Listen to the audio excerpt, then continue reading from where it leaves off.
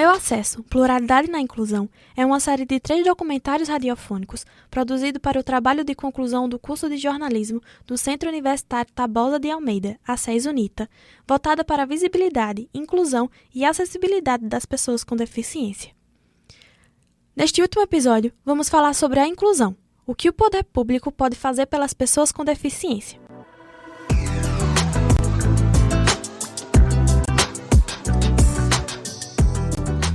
No Brasil, cerca de 24% da população do país faz parte do grupo de pessoas com deficiência, PCDs, correspondendo a aproximadamente 45 milhões de pessoas, segundo dados disponibilizados pelo Instituto Brasileiro de Geografia e Estatística, IBGE, no censo de 2010. Em relação à população mundial, o número sai da casa dos milhões e entra na casa dos bilhões. Com isso, na Convenção dos Direitos das Pessoas com Deficiência, foram desenvolvidos argumentos e proteção para que os PCDs pudessem viver de forma livre e confortável em uma sociedade que, durante muito tempo, repudiava esse grupo e os impedia de garantir seus direitos. Dessa forma, é necessário e importante que esse direito seja acatado, que as cidades tenham estrutura para acolher essas pessoas, respeitando as suas limitações para que torne suas vidas agradáveis.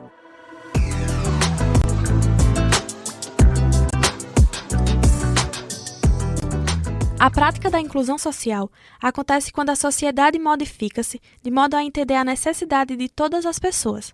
O jornalista e coordenador de promoção das pessoas com deficiência de Caruaru, Marcos Gervásio, fala sobre quais os direitos que os órgãos públicos garantem às pessoas com deficiência. Bem, quando a gente fala de acessibilidade, existe uma série de normativas, que existe do poder público, adaptações para a recepção e inclusão de pessoas com deficiência.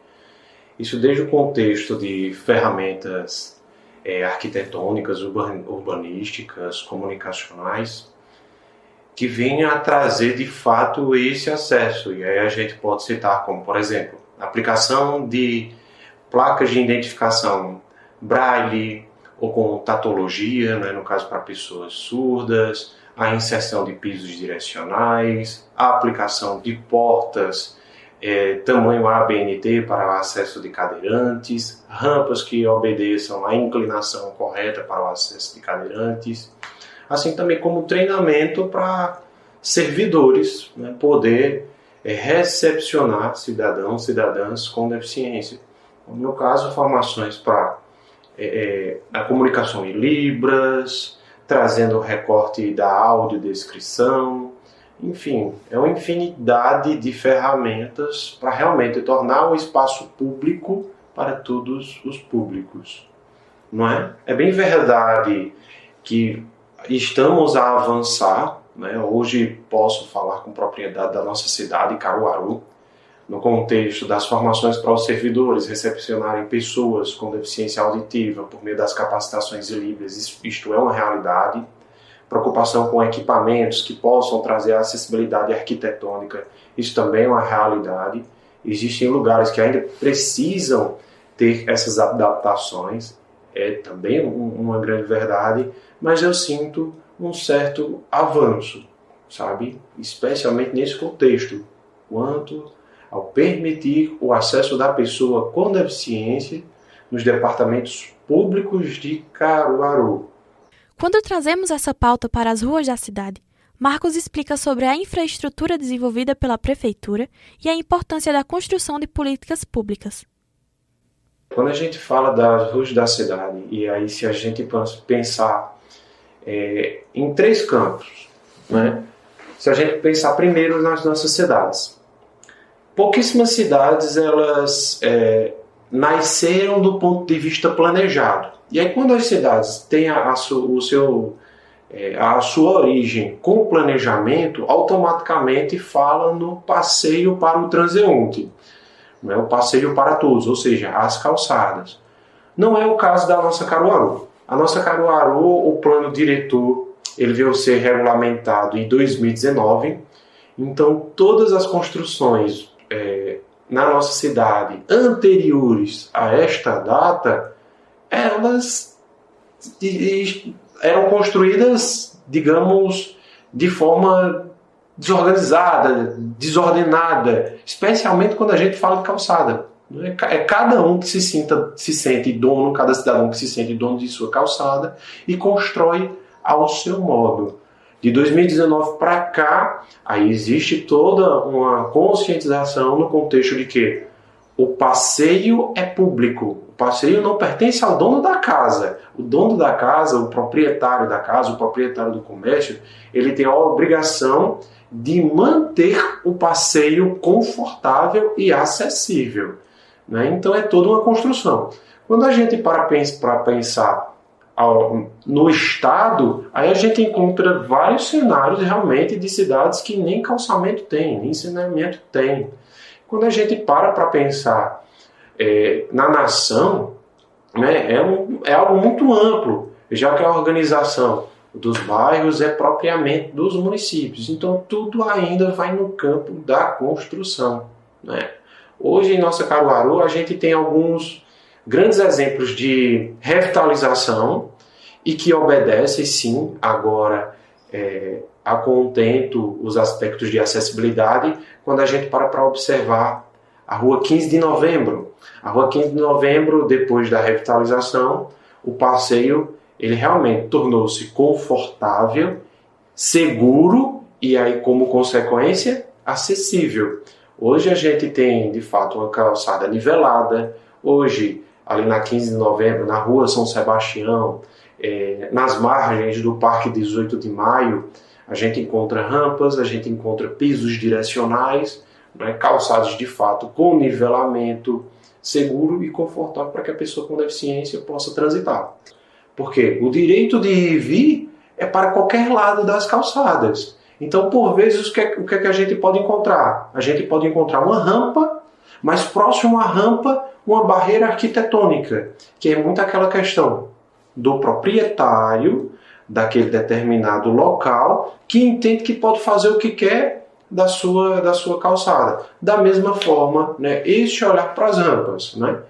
A gente precisa ter rampa do lado direito, também como o lado esquerdo de uma via. E aí está sempre cobrando, está sempre mostrando ao poder público esses pontos de fragilidade, né, para que venham ser corrigidos. E aí, quando a gente fala de Caruaru, temos um órgão específico de fiscalização, que é o Conselho Municipal de Defesa dos Direitos da Pessoa com Deficiência.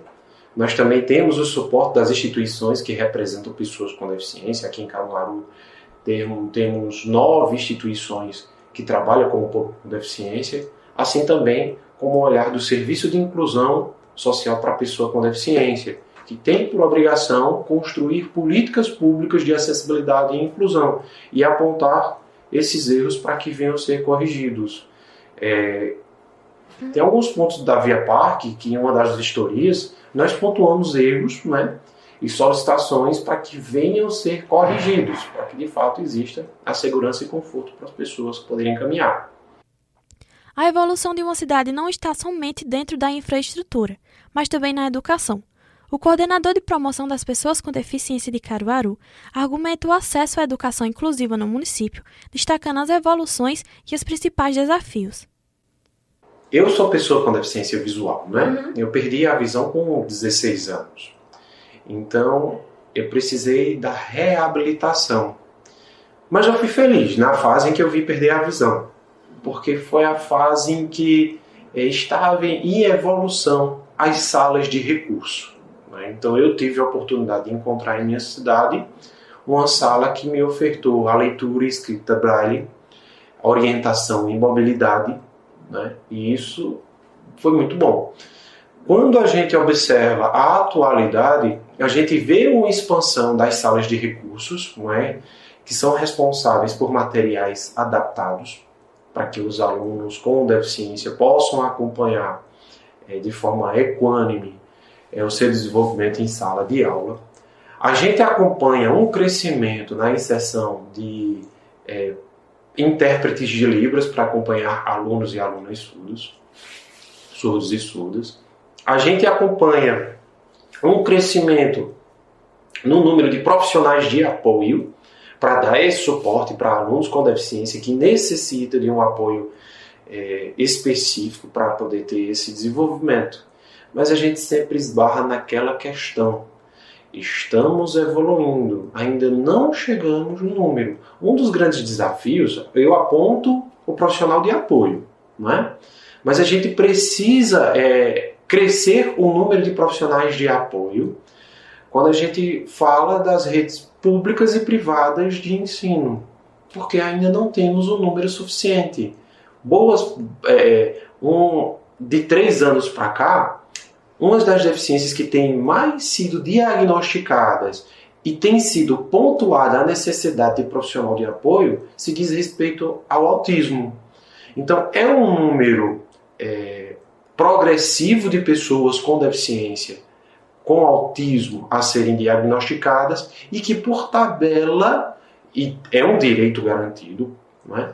Por lei, de ter a necessidade de profissional de apoio. É um grande desafio para as cidades ter esses profissionais à disposição, capacitados para poder acompanhar os alunos.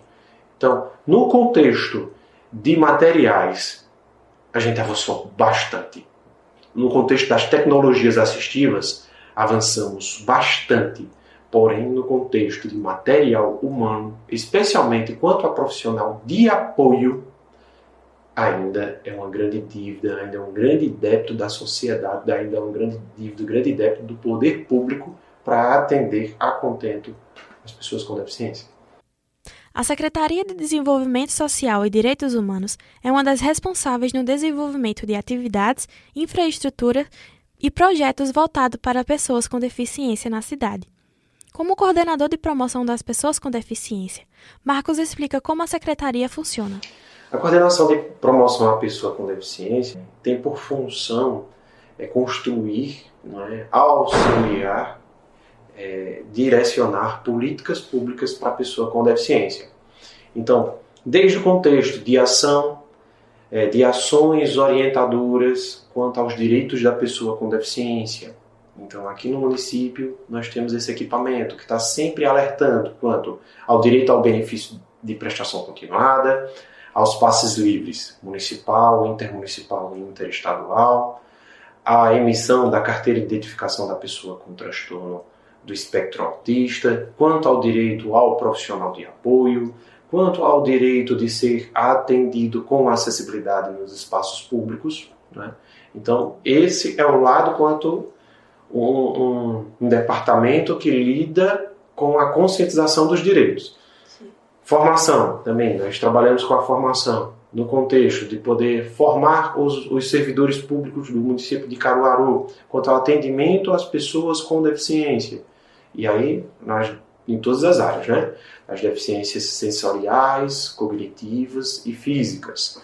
Então, formação de Libras, sempre temos as formações de Libras, as formações desse cuidado, nesse acolher, né, no ato do atendimento. São 2 formações que são sempre direcionadas aqui no município. E a novidade desse ano foi a inserção de cursos de audiodescrição dirigidas pela Secretaria de Educação, que vem dar todo esse suporte. Além disso, nós também temos programas, né, de desenvolvimento para a pessoa com deficiência. Do ponto de vista desportivo, nós temos o Mergulhando na Inclusão, que são atividades aquáticas com foco no desenvolvimento da pessoa com deficiência. Nós também temos o Judô Inclusivo, que utiliza das técnicas dessa arte marcial para o desenvolvimento da pessoa com deficiência. O grande objetivo não é gerar atletas. Se alcançarmos o ponto de alguém querer ser atleta, damos o suporte. Mas o grande objetivo é contribuir no desenvolvimento da pessoa com deficiência. Tanto no contexto psíquico, quanto no contexto motor, quanto no contexto de socialização, entende? Entendi. E passando isso, as campanhas periódicas que nós temos, não é? Em relação aos direitos da pessoa com deficiência, o enfrentamento ao capacitismo, celebrações culturais que aí aponta o direito da pessoa com deficiência, está inserida na cultura e no lazer, e voltado às áreas da saúde a gente constrói ações de saúde para a pessoa com deficiência, para poder ter o seu direito garantido ao acesso à oftalmologia, à fonoaudiologia, o seu direito a ser acompanhado por um terapeuta ocupacional, o neuropediatra, que é uma das grandes demandas que temos na cidade, dada a questão do diagnóstico e tratamento da pessoa autista, sabe? Então, todas essas ações, a coordenação e promoção da pessoa com deficiência, ela trabalha em conjunto com as demais pastas do município para poder avançar nesse contexto. Então, é um tripé. Quando a gente para analisar a coordenação da pessoa com deficiência, a gente analisa do ponto de vista da pasta da Assistência Social e Direitos Humanos, Secretaria de Educação e Saúde. São 3 pilares que direcionam a pauta da pessoa com deficiência em Caruaru. Em relação à saúde pública, Marcos fala como os órgãos públicos colocam em prática o direito a órteses, próteses, medicamentos e meios auxiliares de locomoção para pessoas com deficiência. Quando a gente fala de medicamentos de suporte às deficiências cognitivas, né, essas é um ponto frágil. Por vezes a gente recebe algumas denúncias e a gente direciona no contexto de poder solucionar, sabe, esse débito. Quando falamos do programa de órteses e próteses, órteses e próteses é um programa direcionado pelo Estado, já que ela está qualificada nas especialidades, né? Então, a especialidade é direcionada ao Estado. O município ele tem por função a saúde básica e especialidade dirigida ao Estado. O Estado ele tem um programa de órteses e próteses. Aqui em Caruaru é organizado pelo Hospital Regional do Agreste, e onde sei também acontece esse mesmo programa em Recife. As demais regiões do estado precisam vir ou ao Agreste, né, em Caruaru exatamente, ou a Recife para poder conseguir sua órtese e prótese. Onde sei, existe uma fila enorme para chegar até o uso desses instrumentos de acessibilidade, posso dizer assim. Quanto ao programa de órteses e próteses, precisa avançar bastante. Precisa avançar, precisa descentralizar, precisa ser um programa mais otimizado, do tamanho da fila, né? E a burocracia para chegar até esses equipamentos, né? Até as órteses e próteses. Então, é uma fragilidade enorme que o Estado de Pernambuco precisa enfrentar e, mais importante, precisa resolver. Porque tem muita gente necessitada tanto de pernas mecânicas, quanto aparelhos auditivos, que é uma das grandes demandas, cadeiras de rodas, sabe? São pontos bastante frágeis e que precisam ser tratados com mais agilidade. O jornalista e coordenador de promoção das pessoas com deficiência de Caruaru, Marcos Gervásio, fala sobre a importância da construção de programas de tratamento e diagnóstico. O mesmo que a gente fala sobre a descentralização do programa de órteses e próteses, a gente precisa ter programas descentralizados, não é, de identificação, na verdade, de prevenção e de tratamento. E aí, tanto no contexto da oftalmologia, da fonoaudiologia, tanto no contexto das deficiências cognitivas, né? É bem verdade que existem deficiências congênitas. Então, tem como prevenir? Não, não tem como prevenir. Mas tem como tratar? Tem como diagnosticar mais cedo? A partir do momento que a gente consegue diagnosticar mais cedo, a gente consegue ofertar possibilidades de desenvolvimento maior. Então, quando eu trago isso para ti, me vem logo à cabeça crianças autistas. Uma das grandes demandas que nós temos é em relação a neuropediatras. E pouquíssimas cidades do estado tem acesso aos neuropediatras. E aí eu posso citar, dentro da rede pública, Caruaru tem um neuropediatra, Recife tem neuropediatra, e as cidades circunvizinhas, elas terminam buscando esse auxílio nessas cidades para que seus filhos possam ser atendidos com qualidade. Só que a demanda é muito grande. E aí esses programas descentralizados, eles são mais do que importantes para que a gente possa oportunizar, para que a gente possa ter um olhar nas outras cidades, nas outras regiões aqui do estado, para que as pessoas autistas possam ter o seu desenvolvimento a partir do diagnóstico precoce. Quanto mais cedo vem o diagnóstico, mais cedo tem que vir o tratamento e, por tabela, por consequência, e uma consequência boa, vem o desenvolvimento. Quando cidades, quando o Estado, quando o país investe na pessoa com deficiência, a gente passa a tirar o olhar assistencialista e passa a ter um olhar cidadão de prover a autonomia para a pessoa com deficiência. Quando a pessoa com deficiência alcança a autonomia, é uma pessoa que estuda, é uma pessoa que trabalha, é uma pessoa que tem sonhos e mais, vai em busca dos seus sonhos. E aí se torna tão participativo quanto qualquer pessoa. E aí sim, a gente assim atinge a inclusão, atinge a acessibilidade, a partir da autonomia da pessoa com deficiência.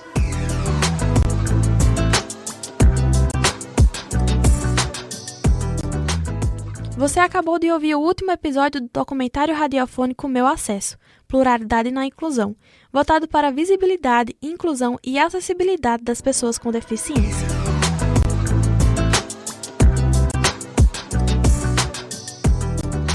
Documentário radiofônico Meu Acesso, Pluralidade na Inclusão.